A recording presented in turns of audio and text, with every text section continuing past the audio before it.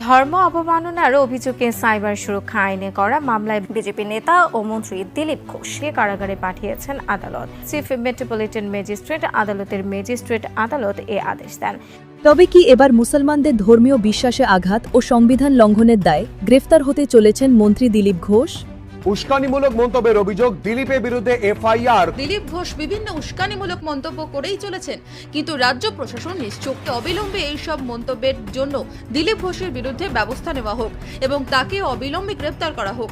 পশ্চিমবঙ্গে এমন একটা ঘটনা ঘটে গেছে যেটা নিয়ে এই মুহূর্তে গোটা রাজ্য টালমাটাল। বিজেপি মন্ত্রী দিলীপ ঘোষ এমন একটা মন্তব্য করে বসেছেন যেটা শুনে লাখ লাখ মানুষ রাস্তায় নেমে আসতে চাইছে।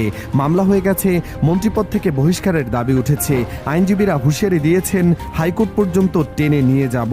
ইতিমধ্যেই মামলা হয়েছে, ক্ষমতার ব্যবহার করে সংবিধান এবং আইনকে অমান্য করে আমরা আইনজীবীরা ছেড়ে কথা বলবো না। পশ্চিমবঙ্গে বিজেপি ক্ষমতায় আসার পর থেকে একের পর এক হুমকিতে পড়ছে মুসলিমরা। কখনো সইতে হচ্ছে ঈদের দিনে পূজা, আবার কখনো সইতে হচ্ছে কুরবানিতে নিষেধাজ্ঞা, এবার নামাজে আঘাত। বিজেপি নেতা সরাসরি হুঁশিয়ারি দিয়ে বলেছেন, নামাজ পড়তে হলে বাংলাদেশে না হয় পাকিস্তানে চলে যান, ভারতে এসব চলবে না। দিলীপ ঘোষের একটা বক্তব্য অত্যন্ত দায়িত্ব জ্ঞানহীন বক্তব্য। সেই সংবিধানের শপথ নিয়ে সংবিধানকে লঙ্ঘন করা এবং সংবিধান বিরোধী কথাবার্তা বলা, এটা ঠিক নয়। ভারতের সংবিধান অনুযায়ী ভারতের সব ধর্মের মানুষ তাদের প্রত্যেকের ধর্ম স্বাধীনভাবে পালন করতে পারবে, কিন্তু উগ্রবাদী বিজেপি নেতা ভারতের মুসলিমদের ধর্মীয় স্বাধীনতায় হস্তক্ষেপ করে এবং ভারতের মুসলিমদের ধর্ম পালনে বাধা দিয়ে সে ভারতের সংবিধানকে লঙ্ঘন করেছে এবং রাষ্ট্রদ্রোহিতার অপরাধ করেছে।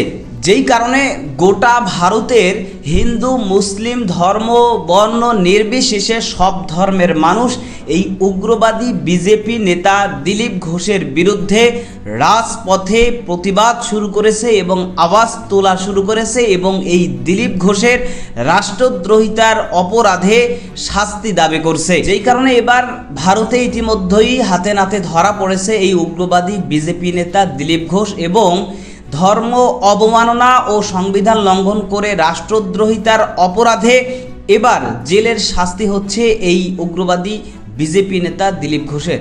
দর্শকের বিষয়ের কিছু অংশ ভিডিওর শুরুতে শিরোনামে আপনারা দেখেছেন, বিস্তারিত দেখবেন পুরো ভিডিও জুড়ে। এই বিষয়গুলো দেখার পূর্বে আপনাদের একটা অনুরোধ করব, যারা আমাদের চ্যানেলে নতুন আসছেন চ্যানেলটি সাবস্ক্রাইব করে অল ক্লিক করে বেল আইকনটি চালু করে দিবেন। দর্শক চলুন আমরা দেখব যে এবার ভারতের রাষ্ট্রদ্রোহী অপরাধে এবং ধর্ম অবমাননার অপরাধে যে উগ্রবাদী বিজেপি নেতা দিলীপ ঘোষ সে ধরা পড়েছে এবং তার জেলের শাস্তি হচ্ছে, সেটা আমরা দেখব। সেটা দেখার পূর্বে চলুন প্রথমে আমরা একটু দেখে আসি যে এবার হিন্দু মুসলিম সহ সব ধর্মের মানুষ তার বিরুদ্ধে যে রাজপথে প্রতিবাদ শুরু করেছে এবং আওয়াজ তুলতে শুরু করেছে, তারা কি বলছে সেটা প্রথমে কিছু অংশ দেখে এরপর বিষয়টা দেখব। ধৈর্য ধরে একটা লাইক দিয়ে ভিডিওটি শেষ পর্যন্ত দেখতে থাকুন। দিলীপ ঘোষ কোথাকার কোন হরিদাস পাল যে উনি এই কথা বলতে পারেন? উনি যে ধরনের কথা বলে থাকেন ওই ধরনের কথা মনে রাখা উচিত ওনার। উনি মন্ত্রী হয়েছেন সংবিধানের নামে শপথ গ্রহণ করে।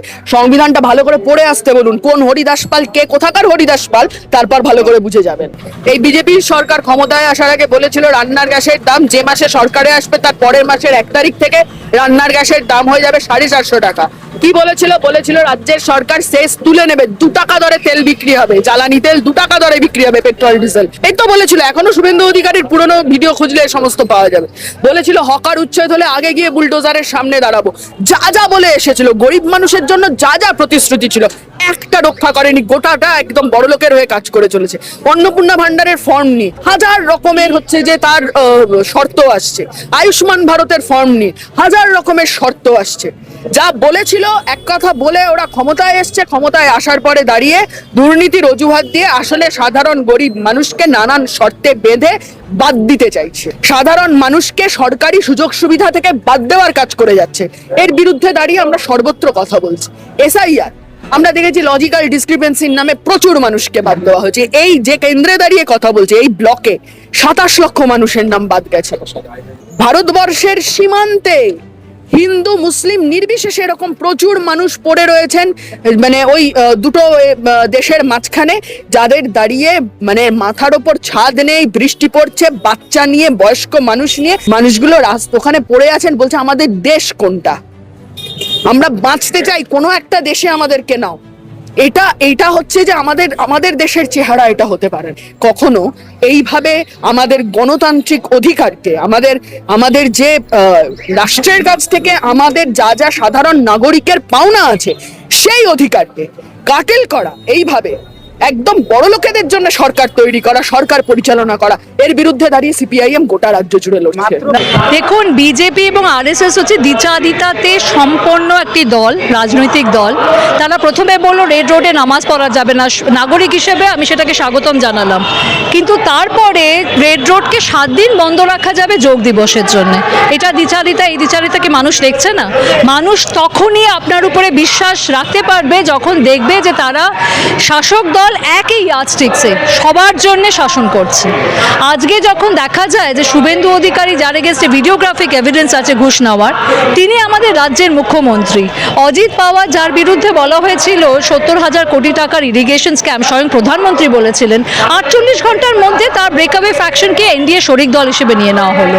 তারপরে যখন বিজেপি দুর্নীতি নিয়ে বড় বড় লেকচার দেয় যে দুর্নীতিগ্রস্ত মানুষদেরকে তারা নেবে না, দুর্নীতিগ্রস্ত মানুষকে তারা বাইরে করতে চায়, তখন মনে হয় এই দলের সামনে দ্বিচারিতা শব্দটাও খুব ছোট শব্দ শোনাচ্ছে। সেটা কি ওনার পৈতৃক সম্পত্তি? এই ভারতবর্ষ কি কারোর পৈতৃক সম্পত্তি?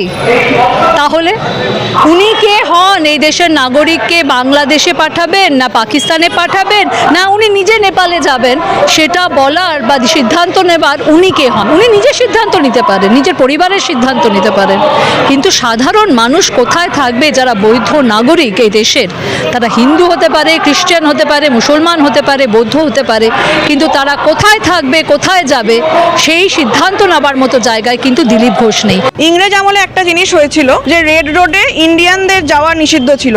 এখন সেই ব্রিটিশদের দালাল যারা, তারাই রেড রোড আবার বন্ধ করে রেখেছে সাধারণ মানুষের জন্য। তো কোথাও না কোথাও গিয়ে ভারতকে পরাধীনতার দিকে আবার নিয়ে যাওয়া হচ্ছে এই বিজেপি সরকার এবং আরএসএস এর সাহায্যে। স্বাস্থ্যের জন্য ময়দান কেন নয়? ময়দানের মতো গ্রিনারি যেখানে আছে, সবুজের মাঝখানে তারা করতে পারতো এবং সেখানে যদি সবাইকে ডাকতো নিচে ভালো হতো, কিন্তু রেড রোডের মতো একটা ইম্পর্টেন্ট রাস্তা বন্ধ করা, এটা আমার তো মনে পড়ে না যে এর আগে কখনো এরকম ঘটনা ঘটেছে বলে। কোনো সরকার কখনো ঘটায়নি। এবং বিজেপি যে মানে অদ্ভুত কিছু সংস্কৃতি আমদানি করছে এই বাংলায়, যেটা কখনোই বাংলার অংশ ছিল না। ওনার যদি আপনি টুইটার দেখেন, সিকিমের বানান ভুল, নিটের বানান ভুল, এ ধরনের অদ্ভুত জিনিসপত্র হচ্ছে। এমন একজনকে শিক্ষামন্ত্রী বানানো হয়েছে যে বানানই জানে না।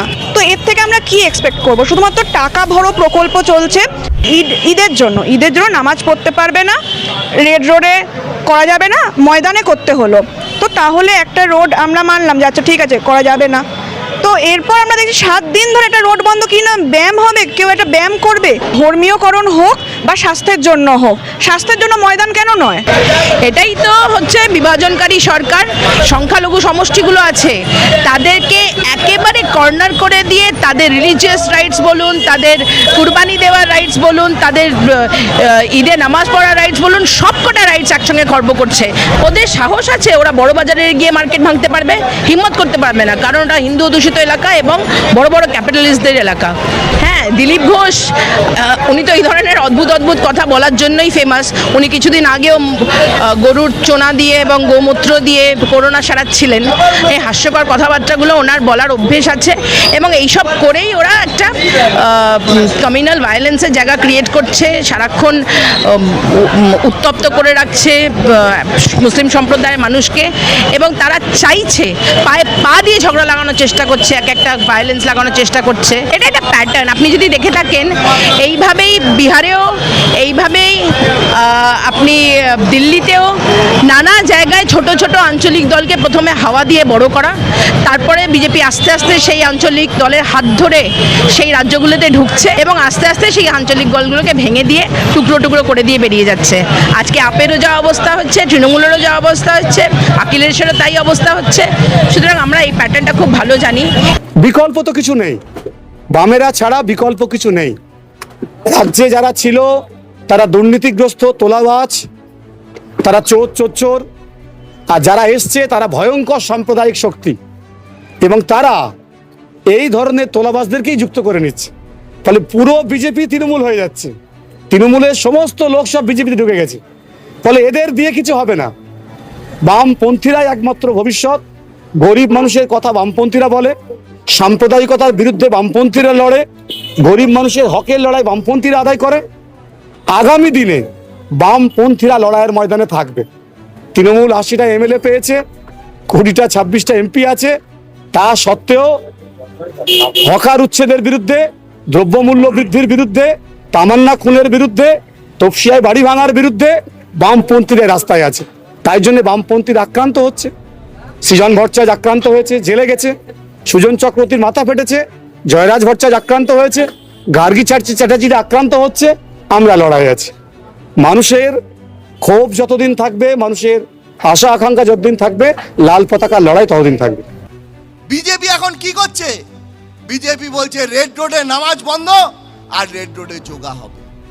বিজেপির দিলীপ ঘোষ, আচ্ছা আজকে তো মন্ত্রী হয়েছেন, আপনি তো আর বিরোধী দলনেতা নন, আপনি তো শুধু বিজেপির নেতা নন। জিজ্ঞেস করছে যে আপনি নামাজ বন্ধ করে যোগা করছেন, এটাকে আপনি কিভাবে মানুষের সামনে বলবেন? মন্ত্রী বলছে এটা সরকারের মন্ত্রী। মন্ত্রী শুধু বিজেপির মন্ত্রী নয়, মন্ত্রী পশ্চিমবাংলার সকল নাগরিকের মন্ত্রী, হিন্দুর মন্ত্রী, মুসলমানের মন্ত্রী, খ্রিস্টানের মন্ত্রী, শিখের মন্ত্রী। সে বলছে যে ওদের তো অনেক হয়েছে, 107 বছর ধরে এইসব করছে। নামাজ যদি পড়তে হয় পাকিস্তানে গিয়ে পড়ুক, নামাজ যদি পড়তে হয় বাংলাদেশে গিয়ে পড়ুক, এখানে ওসব চলবে না। এসব চলবে না বলেই আমরা জিতেছি। একটা মন্ত্রীর ভাষ্য, এই ভাষ্য শুনতে চাই আমরা? সংবিধানকে সামনে নিয়ে শপথ নিয়ে মন্ত্রী হয়েছেন, সংবিধান এ কথার অনুমোদন দেয়? সংবিধানে বড় বড় করে লেখা ভারতবর্ষ একটি ধর্মনিরপেক্ষ রাষ্ট্র, আর সেই ধর্মনিরপেক্ষ রাষ্ট্র ভারতবর্ষ, তার একটা রাজ্যের মন্ত্রী হয়ে আপনি এই কথা বলছেন?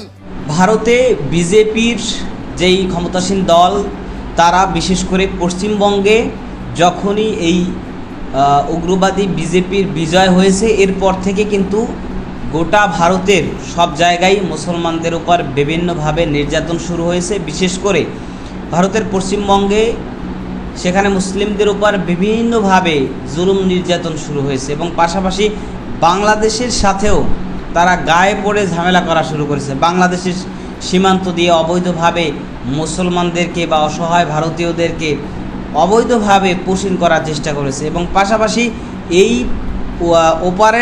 ওপার থেকেই উগ্রবাদী বিজেপিরা তারা বাংলাদেশের হিন্দু সম্প্রদায় সহ বাংলাদেশের সংখ্যালঘু সম্প্রদায়কে তারা উস্কিয়ে দিয়েছে। যেই কারণেই কিন্তু বাংলাদেশের হিন্দু সহ সংখ্যালঘু যেই সমস্ত মানুষ, তারাও এবার বাংলাদেশে তারা তাদের যেই সমস্ত ধর্মীয় রীতিনীতি এবং তাদের যেই মূর্তি বা তাদের মন্দির, এগুলো বানানোর ইস্যুকে কেন্দ্র করে তারা মূলত বাংলাদেশেও বিভিন্নভাবে